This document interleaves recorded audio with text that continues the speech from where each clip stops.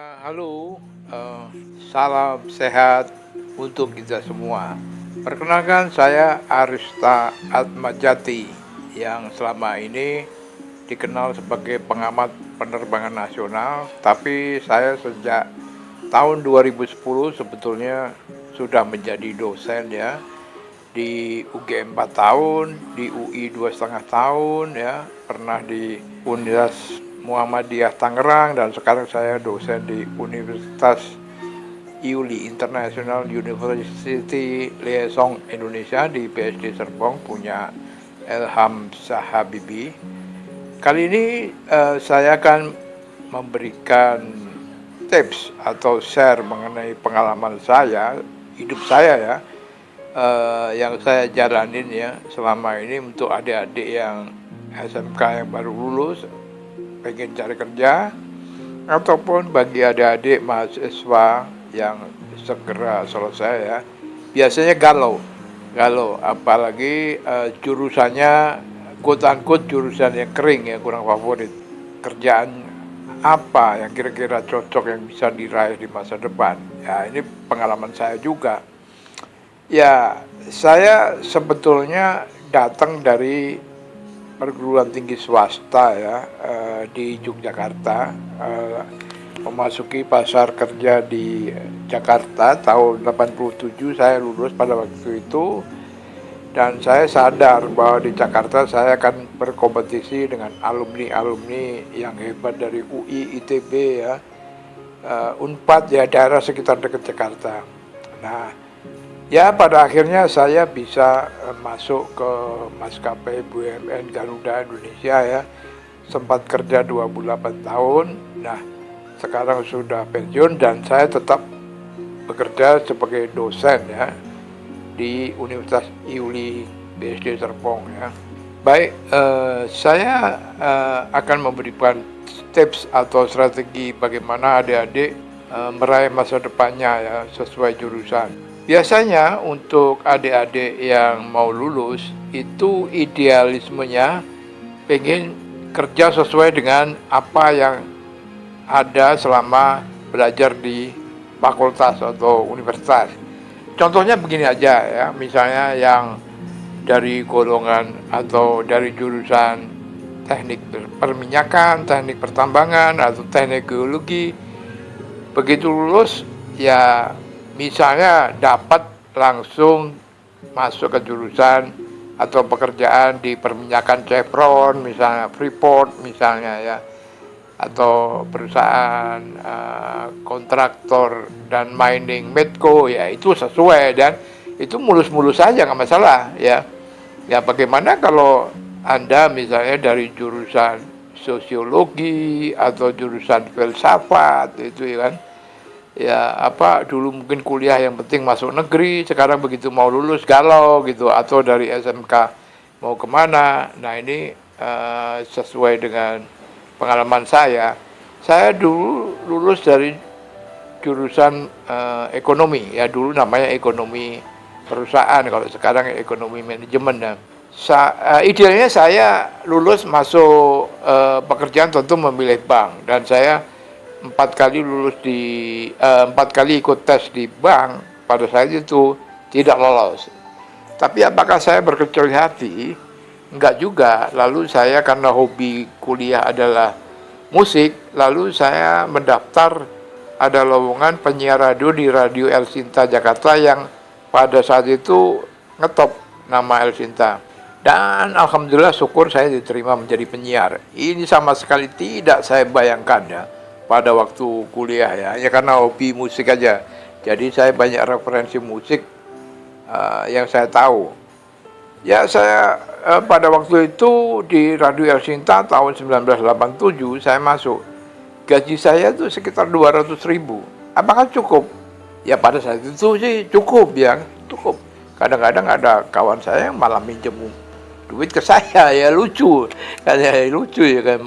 Tapi ya oke, saya jalanin. Tapi sebentar-sebentar sambil saya mencari pekerjaan lain yang sesuai dengan formasi jurusan saya. Lalu dari Sinta saya ke perusahaan pasar valuta asing ya. Pada saat itu mengacu kepada pasar di New York ya, trading forex ya, namanya saya trader foreign exchange ya, digaji, padahal itu digaji malah lumayan ya, udah gede dari 200.000 menjadi 500.000 ya. Cuman masuknya jam 7 malam, kerja jam 9 malam, pulang subuh setiap hari karena saya mengacu ke pasar di New York, jadi beda jam.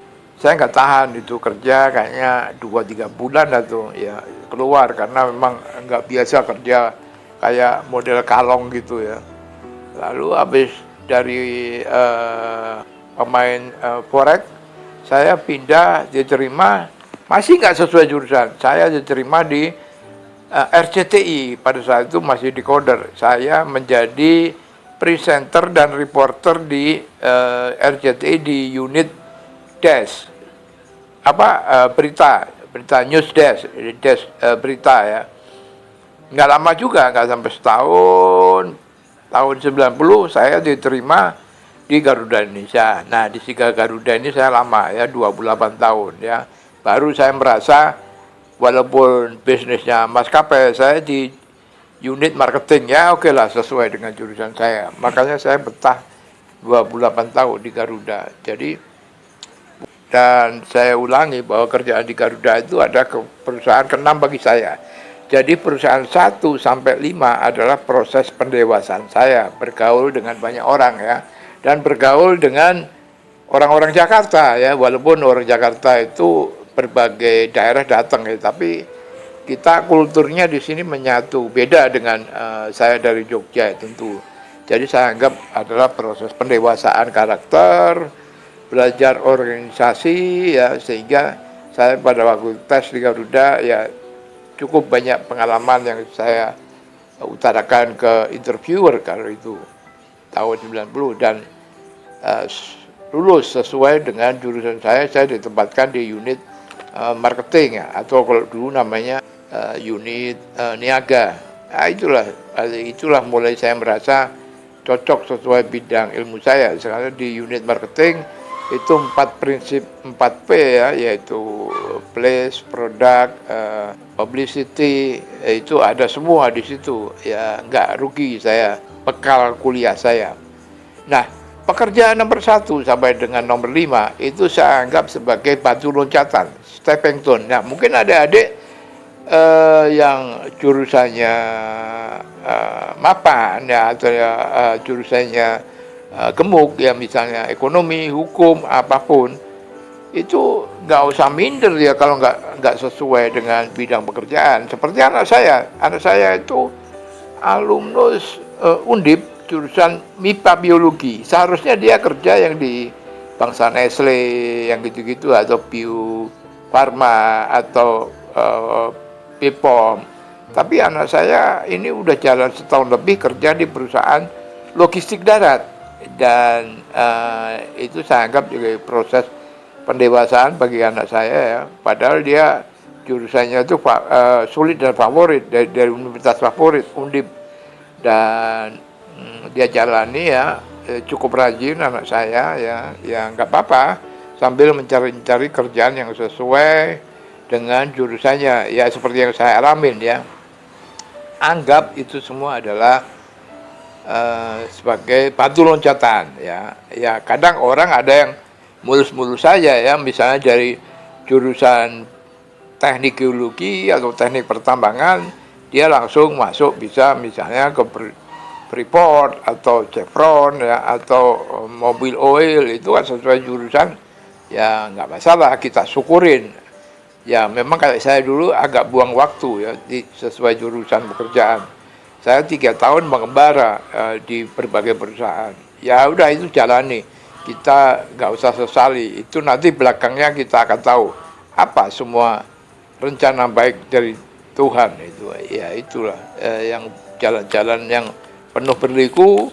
Tapi kalau orang muda biasanya kan suka nggak puas ya, malum lah, umur 23, 24, 25 ya, kalau nggak sesuai jurusan ya agak menggerutu. Ini saya kasih contoh ya, kelas dunia yang sukses ya, yang menempuh jalan berliku, seperti bos Facebook atau sekarang Meta ya, Mark Zuckerberg. Itu lebih parah, dia itu drop out universitas ya pada saat itu, Mark Zuckerberg. Nggak lulus even S1.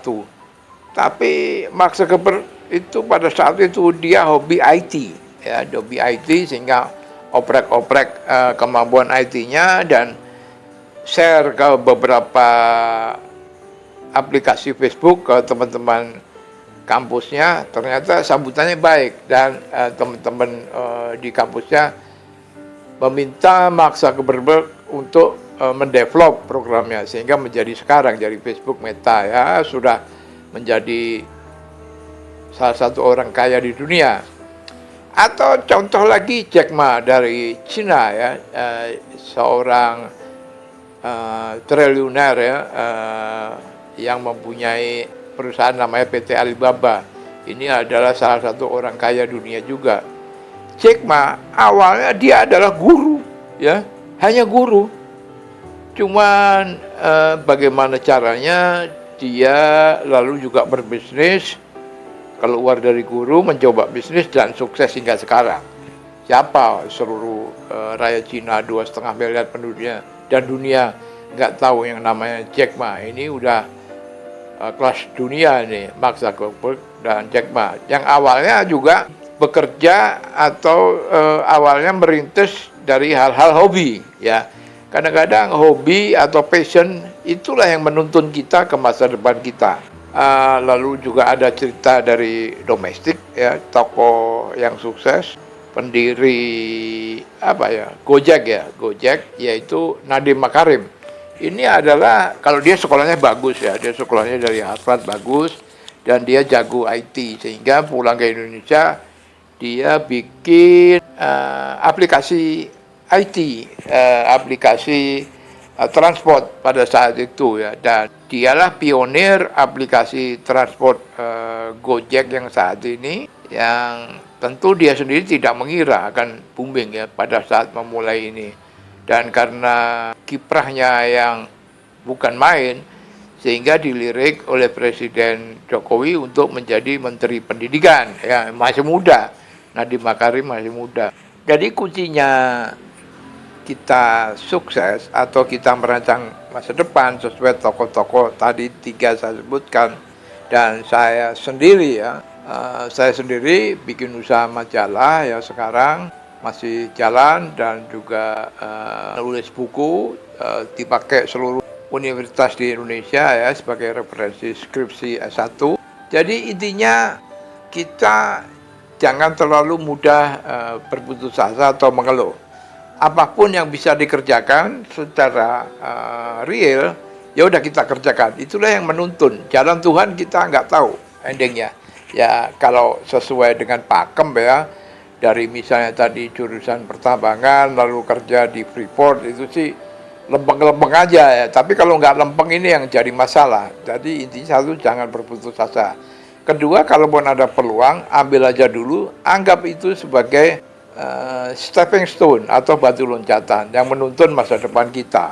Yang ketiga, ya dalam setiap pekerjaan ya kita harus serius ya, jangan setengah-setengah. Karena kalau kita serius dalam setiap pekerjaan, itu juga hasil akhirnya akan positif.